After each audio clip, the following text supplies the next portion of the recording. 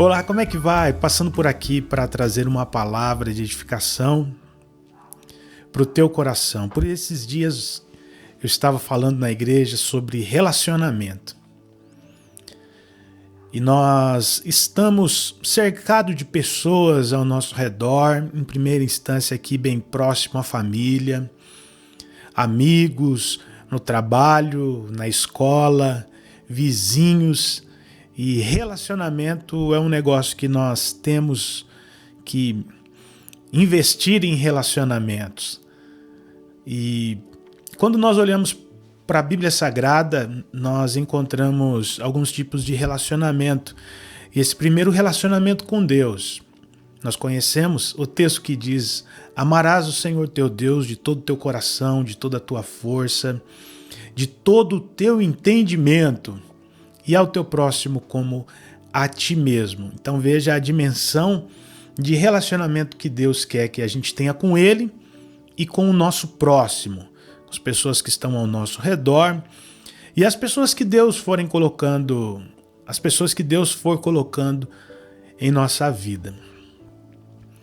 E para isso, eu estava pensando sobre essa questão de relacionamento. Deus me fez lembrar de um texto de João, o capítulo 21, em que os discípulos haviam saído para pescar logo depois da ressurreição de Cristo, Jesus fazendo muitas aparições, Jesus fazendo muitas coisas depois da sua ressurreição. E os discípulos estavam ali juntos, Pedro resolveu pescar e outros discípulos foram junto com ele. E aquela pesca eles não estavam tendo sucesso naquela pesca, não pegaram nada, até que de repente chega Jesus ali na beira e eles não estavam muito distante da margem do lago e Jesus fala assim: joga a rede para o lado direito. E eles jogaram, porém eles não tinham percebido que era Jesus, pensou que era uma pessoa qualquer que estava ali. Eles jogaram a rede e perceberam que pegaram muitos peixes. A Bíblia narra até o número desses peixes, que foi 153 grandes peixes. E logo João notou que era Jesus que estava ali. João disse: é o Senhor. E naquele momento, tendo João sido o primeiro a perceber e ter aquela percepção de que era Jesus, Pedro se vestiu e pulou na água e foi logo ao encontro de Jesus.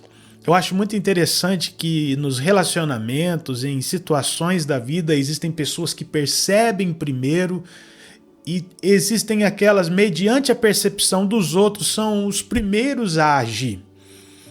E que tipo de pessoa você se considera ser? É aquele que pega logo o toque, que percebe as coisas no ar, que tem aquela percepção, aquele discernimento aguçado de sentir, de perceber, de notar?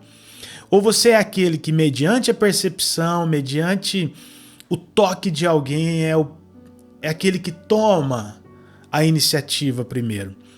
Pedro, logo tendo ouvido de João que era Jesus, ele não tinha percebido, porém ele agiu primeiro. Ele tomou a iniciativa e foi em direção a Jesus. Olha que interessante. E chegando lá, Jesus falou: vocês têm alguma coisa para comer? Eles não tinham nada para comer, mas Jesus já havia providenciado e ali estava ele servindo. Em lugar, ele já serviu de orientador. Joguem a rede para o outro lado. E deu super certo a orientação de Jesus. Depois que os discípulos chegaram ali, Pedro chegou primeiro, perguntou então: vocês têm alguma coisa para comer? Eles disseram que não tinha nada e Jesus, na verdade, já havia preparado uma fogueira, já havia assado um peixe e preparado alguns pães ali, serviu eles com pão e peixe assado. Olha que maravilhoso, Jesus servindo no relacionamento. Veja, quantas horas será que eles estavam ali, trabalhando naquele mar, sem ter sucesso daquilo que eles estavam empreitando ali na hora? A pesca, sustento, ou que fosse um lazer. Eles não estavam tendo resultado, mas chega Jesus ali mostrando que o relacionamento é um negócio onde a gente tem que estar comprometido a servir. Pois bem, e eles começam a conversar e Jesus pergunta ali para Pedro: você me ama, Pedro? Aí Pedro respondeu: sim, eu te amo, Senhor. E Jesus falou: apacenta minhas ovelhas. Pedro, tu me amas? Pedro achou estranho. Por que Jesus está repetindo essa pergunta? Ele falou: claro, é lógico que eu te amo, Senhor. E Jesus disse então: apacenta os meus cordeiros. Pedro, tu me amas? Aí Pedro ficou extremamente chateado e constrangido pela terceira vez aquela pergunta, e Pedro responde: tu sabes de tudo, tu sabes que eu te amo. E Jesus mais uma vez aponta a direção do próximo, do outro, e diz: apacenta as minhas ovelhas. E quando eu fui para esse texto com essa palavra que o Espírito Santo tinha tocado no meu coração sobre relacionamento, eu fui procurar o sentido original da palavra relacionamento, a raiz de como essa palavra nasceu. Qual é a raiz dela? Da onde ela surge? E essa palavra ela vem do latim. Eu achei muito interessante isso. Ela vem do latim, que quer dizer relatio, relatar alguma coisa, referir-se a algum assunto, relembrar. E o mais interessante, olha só, relacionamento significa etimologicamente. O que é etimologicamente? A raiz, da onde surge essa palavra, a origem dessa palavra. Ela quer dizer dar ou trazer alguma coisa de volta. Dar ou trazer alguma coisa de volta. Você, filho de Deus, que ama a Deus de todo o teu coração, você que tem uma fé maravilhosa em Deus, se esse teu relacionamento não está refletindo nas pessoas que estão ao seu redor, esse nosso relacionamento com Deus está um tanto quanto equivocado. Pedro estava sendo ali o exemplo da primeira pessoa a tomar uma iniciativa mediante, é Jesus quem está ali, mediante ao ir ao encontro com Deus. E Jesus fez questão de dizer: Pedro, se você me ama, você tem que apacentar as minhas ovelhas. Se você me ama, você precisa cuidar dos meus cordeiros. Se você me ama, você precisa cuidar das minhas ovelhas. Sempre apontando que se você me ama, você precisa levar algo de volta para alguém. Esse amor, ele tem que apontar, ele tem que ter uma iniciativa voltada para o próximo.